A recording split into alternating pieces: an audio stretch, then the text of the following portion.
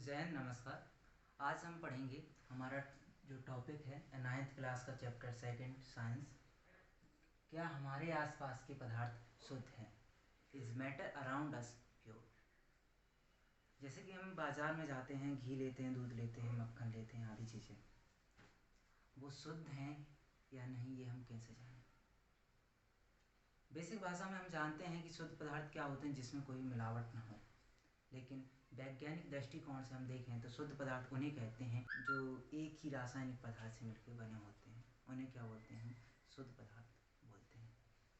शुद्ध पदार्थ से पढ़ने से पहले पूरा पढ़ने से पहले हमें जानना होगा मिश्रण कैसे करते हैं। मिश्रण क्या जानना है हमें? मिश्रण मिश्रण मिश्रण क्या होता है? नाम से स्पष्ट होता है। मिश्रण यानी दो या दो से अधिक वस्तुओं की मिलने की संभावना, या फिर दो या दो से अधिक वस्तुएं जहाँ पर मिली हों और जो वस्तु बनती है उसे हम क्या बोलते हैं? मिश्रण कहते हैं। इतनी बात समझ में आ गई होगी।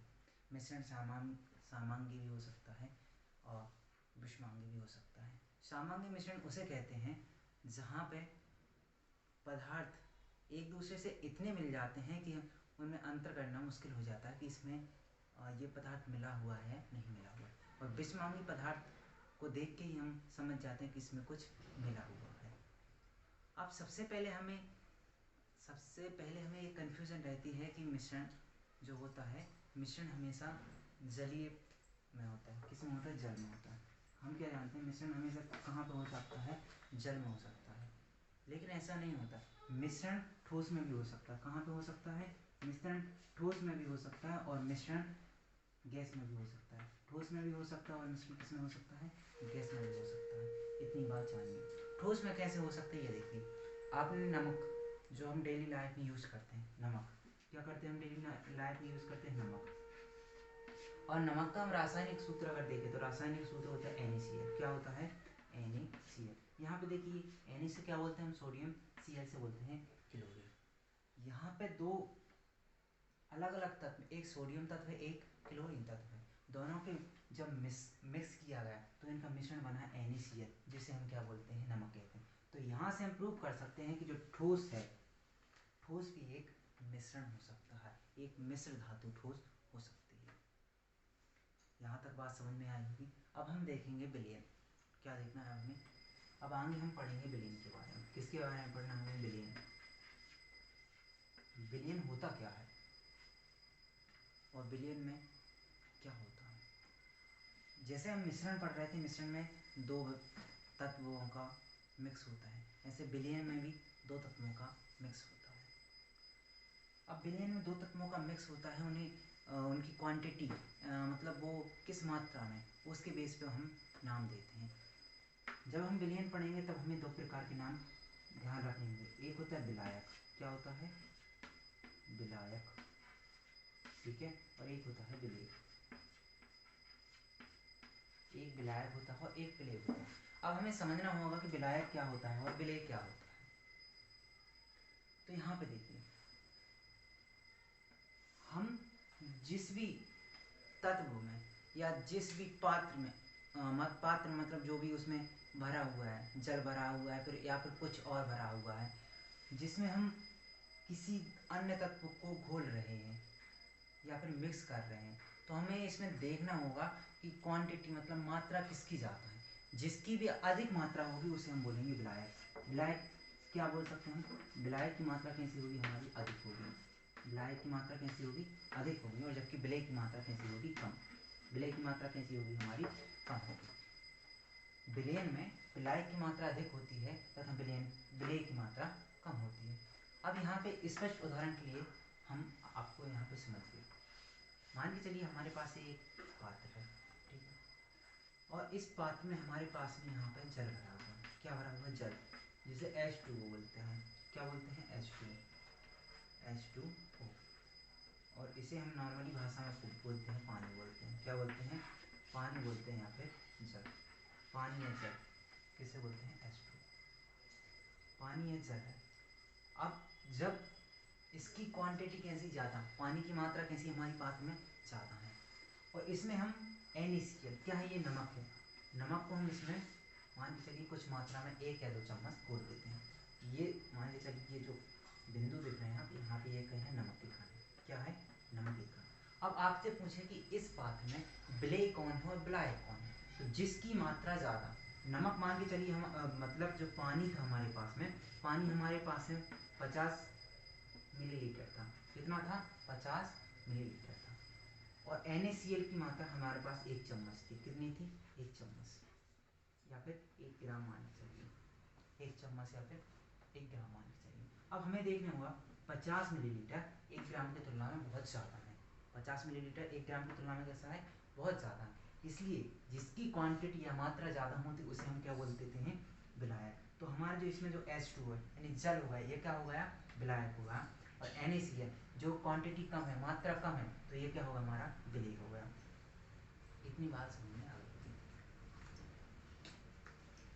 अब इसमें हमने समझा चुका हूँ मैं, एक सामांगी मिश्रण होता है, एक विषमांगी मिश्रण होता है। सामांगी मिश्रण का मतलब होता है कि जब दो पदार्थ आपस में मिलते हैं तो उन्हें देखकर हम स्पष्ट न कर पाएँ कि इसमें कुछ मिला हुआ है, तो उसे क्या बोलते हैं? सामांगी मिश्रण बोलते हैं। जैसे कि हम पानी में, ये हमारे मान के चलिए बीकर में पानी है। क्या है? हमारा पानी है, उसमें हम नींबू का कुछ ड्रॉप डाल देते हैं और फिर आपसे बोलेंगे इसमें क्या मिला हुआ, आप नहीं समझ पाएंगे, तो ये क्या हो गया? हमारा सामांगी मिश्रण।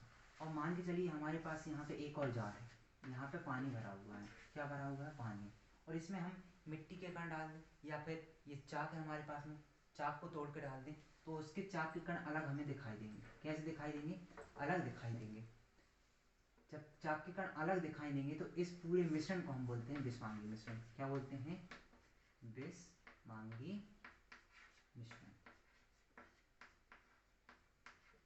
विषमांगी मिश्रण। इतनी बात समझ में आ गई होगी। हमने पढ़ा है विलयन, फिर पढ़ा है विलयन में भी 2 प्रकार के हमें पढ़ने पड़ेंगे, एक विलायक होता है, विलेय होता है। विलायक उसे कहते हैं जिसकी मात्रा या क्वांटिटी ज़्यादा होती है, और विलेय उसे बोलते हैं जिसकी क्वांटिटी या मात्रा कम होती है। ठीक है, इसको रब करते हैं, इसके बाद आगे बढ़ते हैं। हमने अभी तक जान लिया कि विलयन किसे कहते हैं। अब हमें जानना होगा कि विलयन की सांद्रता किसे कहते हैं। विलयन की सांद्रता जानने से पहले हमें जो हमने विलयन पढ़ा है उसके बारे में जानना होगा।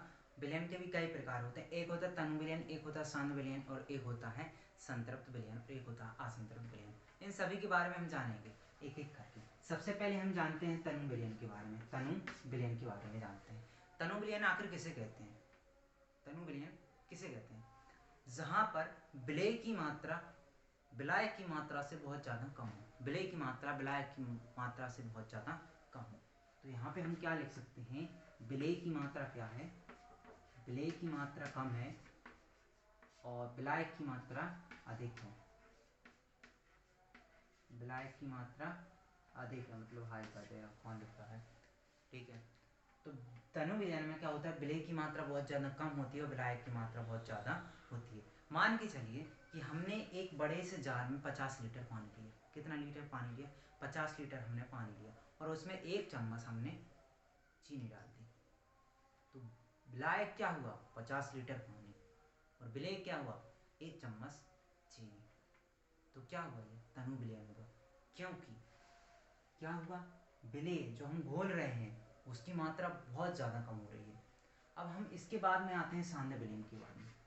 सांद्र विलयन, सांद्र विलयन किसे कहते हैं? सांद्र विलयन में इसका विपरीत होता है। विलेय की मात्रा बहुत ज़्यादा हो जाती है और विलायक की मात्रा बहुत कम हो जाती है। इसमें क्या होता है? जो विलेय की मात्रा होती है बहुत ज़्यादा हो जाती है और विलायक की मात्रा बहुत ज़्यादा कम हो जाती है। विलायक की मात्रा बहुत ज़्यादा कम हो जाती है। उदाहरण के लिए फिर से समझ लीजिए। अब मान के चलिए हमारे पास में 1 कप चीनी है। क्या है हमारे पास में? 1 कप चीनी है, और हमारे पास में 1 चम्मच जल है।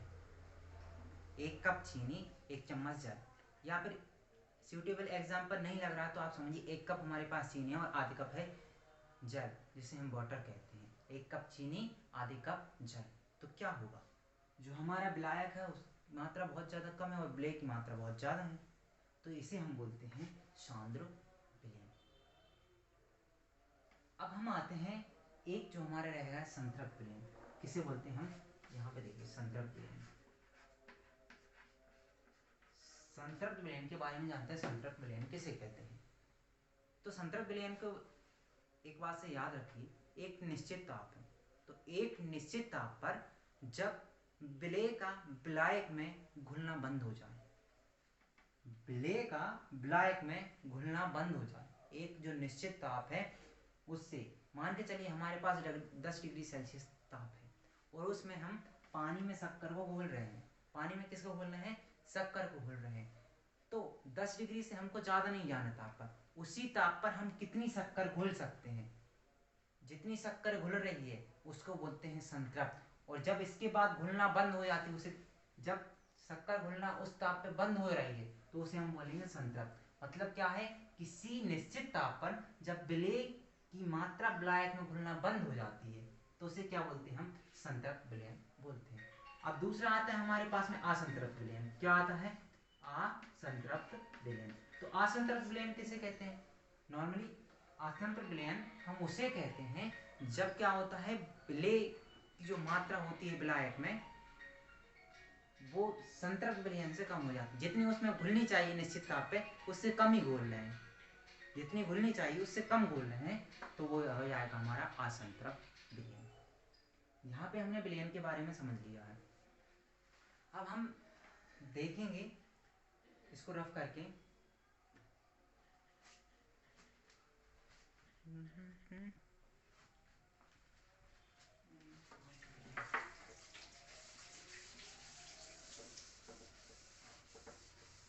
यहाँ बेसिक स्ट्रक्चर हम समझ चुके हैं। अब हम जो मेन टॉपिक को लेके आए थे, विलयन की सांद्रता किसे कहते हैं, उसे समझते हैं। हमने संतृप्त विलयन में समझा कि एक जो निश्चित ताप है उस पे विलेय विलायक में कितना घुल रहा है उसे हम क्या बोलते हैं? संतृप्त विलयन। उससे ज़्यादा ना घुले। अब हमें समझना है यहाँ पे विलयन की सांद्रता किसे कहते हैं। तो हम जब विलेय को, मान के चलिए हमारे पास कोई विलेय है, हम विलेय को कहाँ घोलते हैं? विलायक में। कहाँ घोलते हैं? विलेय को घोलते हैं हम विलायक में।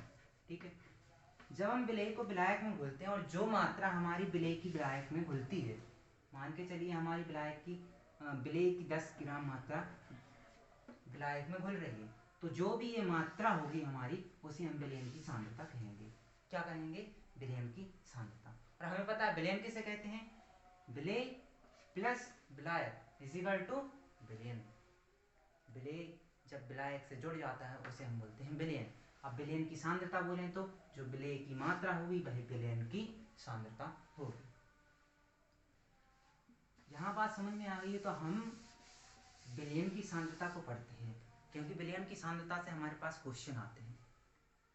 विलयन की सांद्रता पढ़ने के लिए हमारे पास 2 या 3 मेथड पढ़ेंगे हम कि विलयन की सांद्रता हमें निकालनी है तो कौन कौन से मेथड से हम सांद्रता निकाल सकते हैं। सबसे पहले आता है हमारे पास में विलयन के द्रव्यमान प्रतिशत। विलयन का द्रव्यमान प्रतिशत, विलयन का द्रव्यमान प्रतिशत क्या निकाले हम? विलयन का द्रव्यमान प्रतिशत। विलयन का द्रव्यमान प्रतिशत बराबर होता है हमारा विलेय का द्रव्यमान। किसका? विलेय, जिसको हम घोल रहे हैं। विलेय का द्रव्यमान बटे जिसमें हम घोल रहे हैं विलायक का द्रव्यमान। किसका? विलायक का द्रव्यमान। और हमें पता है हम जब भी प्रतिशत निकालते हैं तो 100 से मल्टीपल अर्थात गुणा करते हैं।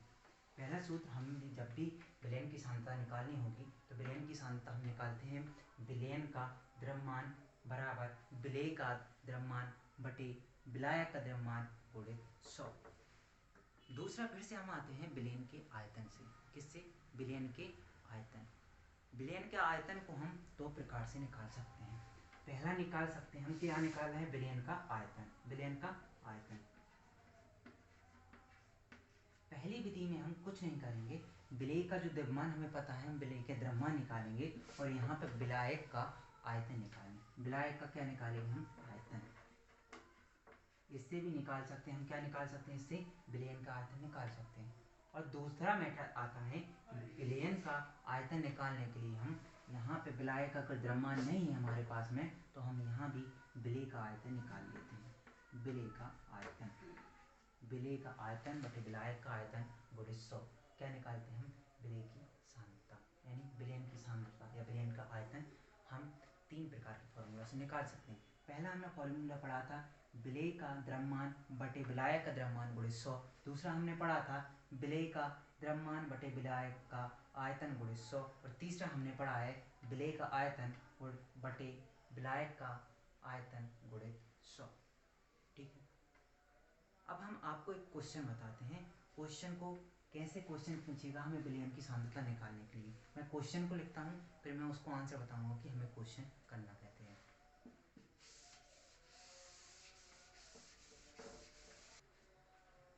यहाँ पे देखिए हमारे पास क्वेश्चन है, एक विलयन के 320 विलायक जल में 40 ग्राम नमक विलेय है, विलयन की हमें सांद्रता ज्ञात करनी है। यहाँ पे हमें दो चीजें ज्ञात हो रही हैं। कौन कौन सी हो रही? सबसे पहले हमें विलायक की मात्रा यानी मात्रा को बोलते हैं द्रव्यमान, कितना ज्ञात हो गया 320। और दूसरी हमें विलेय मात्रा क्या कितनी हो गई 40 ग्राम। अब यहाँ हमें समझना पड़ेगा, जिसकी मात्रा कम है मतलब वो कैसा हमारे पास में वो है विलेय। जिसकी मात्रा कम है वो क्या हमारे पास में विलेय है, और जिसकी मात्रा अधिक है वो हमारे पास में विलायक है। विलायक का तो नाम ही दिया है, अब विलेय का नाम भी दिया है। अगर नहीं दिया होता तो हम समझ जाते ये विलेय है और ये हमारे पास में विलायक है। ठीक है, अब हमें इनसे बोला है, इन्होंने बोला है कि हमें विलयन की सांद्रता निकालनी है। विलयन की क्या निकालनी है हमें पास में सांद्रता, और हमें विलयन की सांद्रता पता है। विलयन की सांद्रता बराबर होता है विलेय का आयतन, या विलेय का आयतन लिख सकते हैं हम, या फिर विलेय का द्रव्यमान लिख सकते हैं, जो मर्जी चाहो लिख लो, है ना। और बटे हमें लिखने हैं विलायक का द्रव्यमान। किसका लिखना है? विलायक का द्रव्यमान। और गुणित में कितने होते हैं हमारे पास में? गुणा में हमेशा रहता है 100, क्योंकि हम परसेंटेज निकालते हैं। अब यहाँ देखिए हमारे पास में विलेय का द्रव्यमान कितना दिया है 40। कितना दिया है 40, तो हम 40 लिखेंगे। विलायक का द्रव्यमान कितना दिया है 320, ठीक है हम 320 लिखेंगे। और मल्टीपल में चल रहा है 100, तो हम 1 0 से 1 0 जाएगा, 4 एकम 4 4 नाम 36, 4 एकम 4 4 36, 9 एकम 9, 9 एकम 9, फिर 9 एकम 9 दशमलव 9 एकम 9, ऐसे आंसर आ जाएगा। हमने विलयन के बारे में पढ़ लिया है, और विलयन से कैसे सवाल बनते हैं वो भी हमने देख लिया है। अब हम प्रक्रिया को पढ़ते हैं निलंबन। निलंबन किसे कहते हैं? क्या पढ़ने जा रहे हैं हम? निलंबन।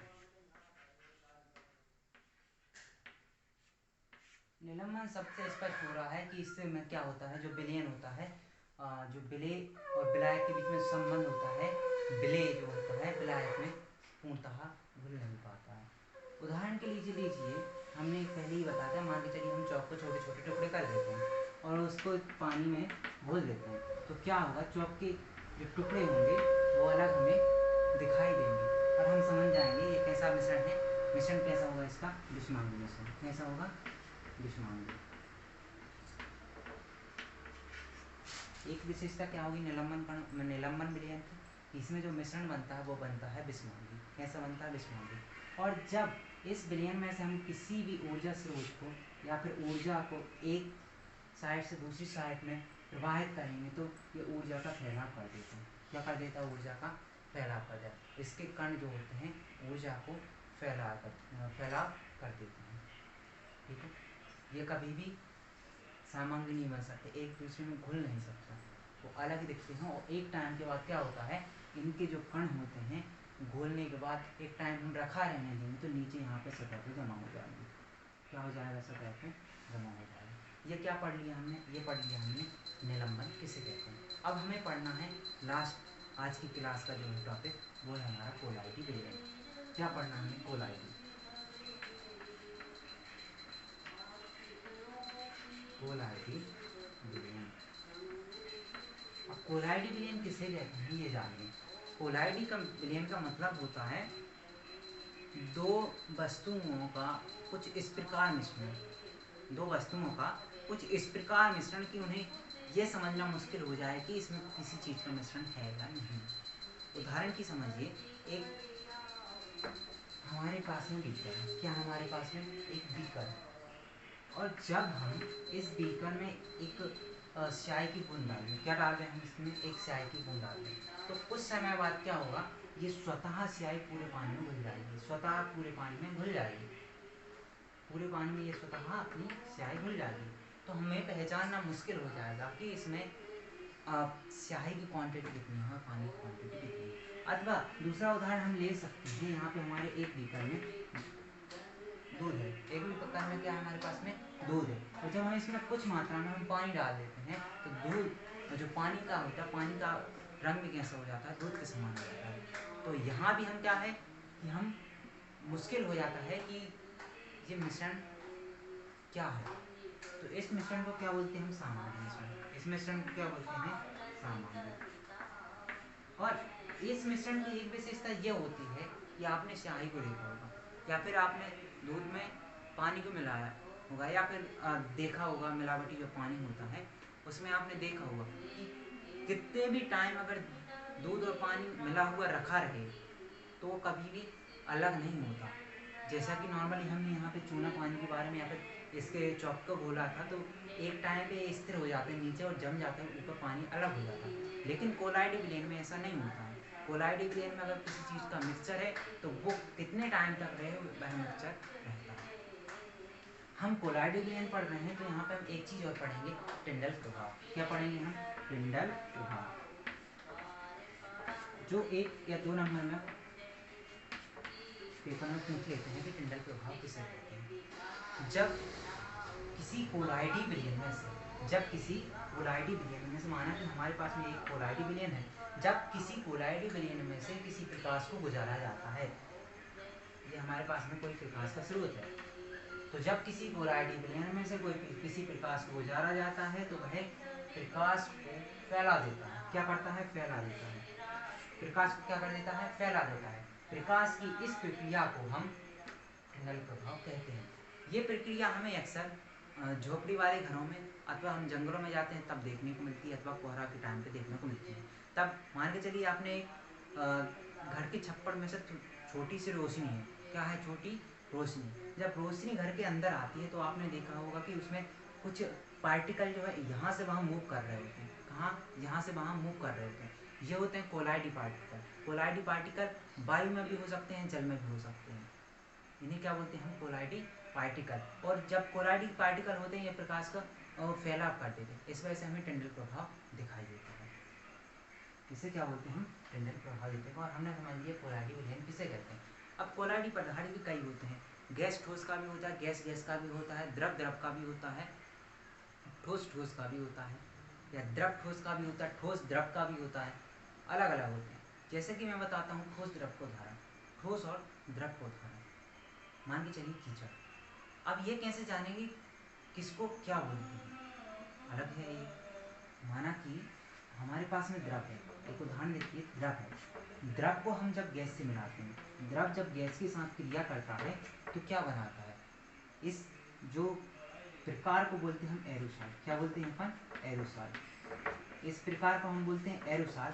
और द्रव गैस के साथ जब क्रिया करता है तो हमें किस रूप में दिखाई देता है, एक तो कोहरा के रूप में दिखाई देता है। किसके रूप में दिखाता है, कोहरा या कुहासा, ऐसे रूप में हमें फॉर्म में दिखाई देता है, द्रव गैस के साथ में होता है। और एक आपने देखा होगा कीचड़, किसे देखा है आपने, कीचड़ को देखा होगा। अब कीचड़ के बारे में पूछ सकते हैं, इसमें विलय क्या है, विलाय क्या है, या तो किससे मिलता है। विलायक को हमको पता है क्या होता है, इसकी क्वांटिटी ज़्यादा होती है। अब यहाँ पे हमने देखा कीचड़ किस किस से मिलकर बनी है, तो कीचड़ ठोस से मिलकर बनी है। क्या होता है, जब ठोस होती है, जमीन ठोस होती है और ठोस में द्रव मिल जाता है, ठोस में क्या मिल जाता है, द्रव मिल जाता है, तो वह कीचड़ का रूप धारण कर देती है। इनको मैं विस्तार से नीचे सारणी दी गई है यहाँ पे, आप यहाँ पे देख सकते हैं किसके मिलने से क्या बनता है।